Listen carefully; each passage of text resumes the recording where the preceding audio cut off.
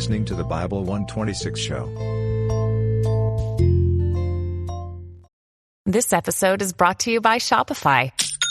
Forget the frustration of picking commerce platforms when you switch your business to Shopify, the global commerce platform that supercharges your selling wherever you sell. With Shopify, you'll harness the same intuitive features, trusted apps, and powerful analytics used by the world's leading brands. Sign up today for your $1 per month trial period at shopify.com/tech, all lowercase. That's shopify.com/tech.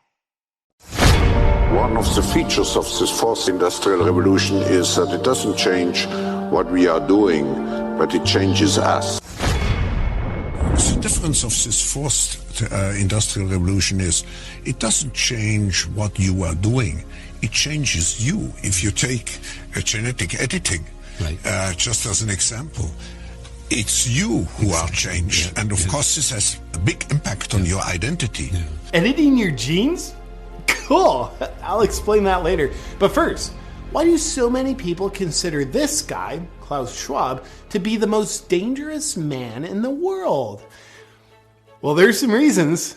A lot of them. You might remember Klaus Schwab as the puddle of liquefied feces who said, by 2030, you'll own nothing and be happy about it. Translated, that probably means by 2030, he'll own everything and he'll be happy about it. But how does he expect you to own nothing and be happy about it? Oh, he's got a plan. Now, I'll tell you about it in a minute. But before I do, a little bit about Klaus Schwab. He's the author of COVID-19, The Great Reset. What a grand opportunity indeed. Oh, and his book was published on July 9th, 2020. Wonder how he got it written and published that fast. It's almost like maybe he pre-wrote it before he started the pandemic. Before the pandemic started. Old Klaus is also the founder and chairman of the World Economic Forum, an organization that faces the public with very noble-sounding goals of creating a better world. Fear-mongering about climate change and disease are big goals of theirs. Welcome to Davos. Just park your private jet over there and then go inside and pretend to be concerned about climate change. Klaus and the World Economic Forum want a worldwide digital ID system that determines your access to goods and services.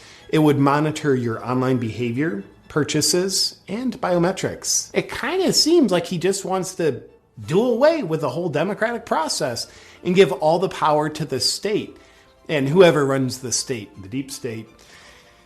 But that's based on both his words and actions, so it's probably an inaccurate observation. Was Dr. Evil's character based on this reptile? Mr. Schwab writes the following. One of the greatest lessons of the past 5 centuries in Europe and America is this. Acute crisis contribute to boosting the power of the state. It's always been the case, and there is no reason why it should be different with the pandemic. Nobody ever elected Klaus Schwab to anything. This all just sounds like conspiracy, doesn't it? The World Economic Forum are good guys. Haven't you seen the headlines they pay for? Go green, right? Right? That's probably right. They truly are good guys. Accordingly, you'll be excited to hear that the lineup of World Economic Forum speakers at their annual gathering of elites in Davos included such benevolent humanitarians like Xi Jinping, the leader of the Chinese Communist Party, who's currently committing genocide, Anthony Fauci, who's arguably currently involved in crimes against humanity, and Bill Gates, who's arguably currently involved in crimes against humanity, and Australian Prime Minister Scott Morrison, who's arguably currently involved in crimes against humanity. What a great lineup! But my favorite Economic Forum speaker of all time is this reptile, Klaus Schwab's top advisor, Dr. Yuval Noah Harari. Let's see what he has to say. Data might enable human elites to do something even more radical than just build digital dictatorships. By hacking organisms, elites may gain the power to re-engineer the future of life itself. Because once you can hack something, you can usually also engineer it. Elites hacking organisms and re-engineering life itself? Well, he's not talking about doing that to people, is he? Now, in the past, many tyrants and governments wanted to do it, but nobody understood biology well enough, and nobody had enough computing power and data to hack millions of people. Neither the Gestapo nor the KGB could do it. But soon, at least some corporations and governments will be able to systematically hack all the people. Well, I guess he was talking about doing that to people. All people, to be specific. And if indeed we succeed in hacking and engineering life, this will be not just the greatest revolution in the history of humanity. This will be the greatest revolution in biology since the very beginning of life 4 billion years ago. For 4 billion years, nothing fundamental changed. Not playing God, are you? Because that usually works out super well. Science is replacing evolution by natural selection with evolution by intelligent design. Not the intelligent design of some God above the clouds. Oh, you are playing God. Say more. Evolution by natural selection with evolution by intelligent design. Not the intelligent design of some God above the clouds, but our intelligent design and the intelligent design of our clouds. The IBM cloud, the Microsoft cloud, these are the new driving forces of evolution. Gosh, you wouldn't by chance have a plan in place on how to control people with your cloud technology, would you? And that plan isn't by chance already being implemented, is it? Today, we have the technology to hack human beings on a massive scale. Oh, so you could implement it. In this time of crisis, you have to follow science. It's often said that you should never allow a good crisis to go to waste. Sounds familiar. And I guess you are implementing it already. Didn't anyone bother telling this guy not to say any of this out loud on camera? It's a lot of evidence. Surveillance. People could look back in 100 years and identify the coronavirus epidemic as the moment when a new regime of surveillance took over, especially surveillance under the skin. My brain, my body, my life, does it belong to me or to some corporation or to the government or perhaps to the human collective? This guy's revealing the whole plan. He's going to ruin it. The World Economic Forum, out for the good of humanity. You'll own nothing, not even your own DNA. If we have our way. Now for some additional fun facts about Klaus Schwab and the World Economic Forum. They've got a Young Leaders Program, which is a 5-year indoctrination program into their principles. The goal of the program is to create world leaders who don't answer to their people because they don't care about them. They answer to their bosses at the World Economic Forum. Graduates of the program include admirable world leaders that are suspiciously in lockstep with the Great Reset, such as Justin Trudeau, Francis Macron, and Mark Zuckerberg. Sponsoring partners of the World Economic Forum's Young Global Leaders program have been the Bill and Melinda Gates Foundation and Google. I wonder why Google censors and shapes information to be in exact support of the World Economic Forum's narrative. Oh, another fun fact. The World Economic Forum is predicting a worldwide cyber attack. I'm pretty much a wizard at predicting the things I'm going to do too. The very concerned Schwab believes the cyber attack could bring a complete halt to our power grid, transportation, hospital services, and to our society as a whole. The World Economic Forum then simulated the cyber attack. Simulated or planned?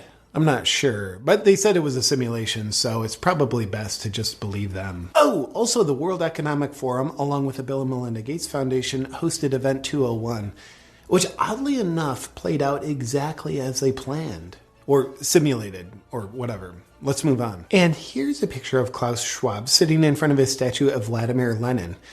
I wonder why he's got a statue of one of the most murderous world leaders in history. Lenin killed an estimated 5 million people. And finally, remember Schwab's whole thing about you'll own nothing and be happy about it? What's the World Economic Forum's plan to make that happen? Well, it's probably nothing, but consider this. BlackRock is an investment firm with $9 trillion under management, which is a higher GDP than every country on Earth, aside from the US and China. Therefore, it turns out BlackRock has more political and financial influence than the Federal Reserve and most governments. Sounds cool, but what's the connection with a World Economic Forum? Well, again, and it's probably nothing, but BlackRock CEO Larry Fink is also just a board member of the World Economic Forum. Well, that's super convenient.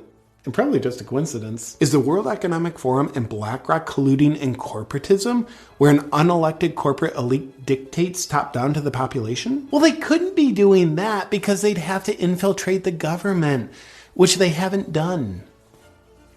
Except for, in one of Joe Biden's first appointees once he took office, he named Brian Deese to be the director of National Economic Council. Brian Deese came from BlackRock, where he was a global head of sustainable investing, and now he's Biden's main advisor for economic policy. But Biden's making the policy decisions, not the unelected corporate elites at BlackRock and the World Economic Forum. Of course Biden's making all the decisions. Let's not be silly. Oh, look, there's a picture of Biden in the audience at the World Economic Forum. Oh, and also Kamala Harris's chief economic advisor is Michael Pyle.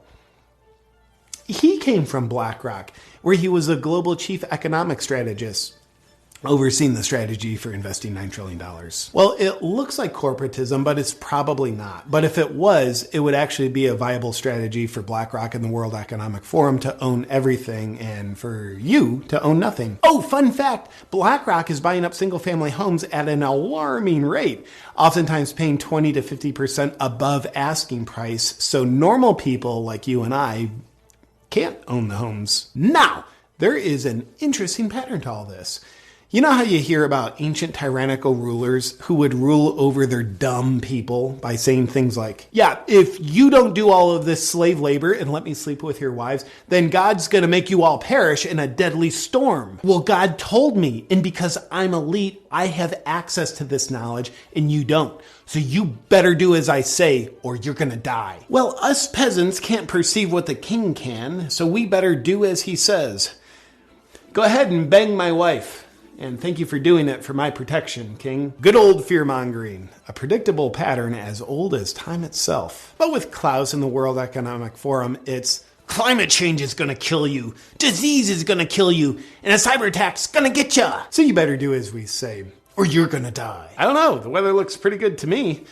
Why don't you ever smile, Klaus? You look like a sociopath. No, you don't understand. We elites have access to knowledge that you don't. So you better listen to us or you're gonna die. Same old fun pattern of fear-mongering.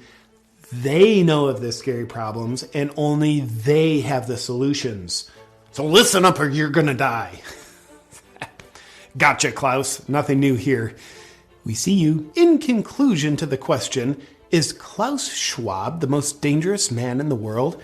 Here's his top guy again. Humans are now hackable animals. You know, the whole idea that humans have, they have this soul or spirit and they have free will and nobody knows what's happening inside me. So whatever I choose, whether in the election or whether in the supermarket, this is my free will, that's over. Free will, that's over. It will indeed be over. If you outsource your thinking to outside influences and take the easy way out by choosing obedience over bravery. Doing so makes you very susceptible to being manipulated by fear. And if this happens, you will fail at remaining a free, sovereign individual. But here's how Schwab and his friends, who sociopathically never smile, fail at their great reset, and you succeed at remaining a free, sovereign individual. Be guided by your own critical thinking and what your heart and soul knows is right. And choose bravery over obedience. Obedience or bravery? Outsource your perspectives or do your own critical thinking? We are in the process of either the Great Reset or the Great Awakening, and the choice isn't Klaus Schwab's. The choice is yours.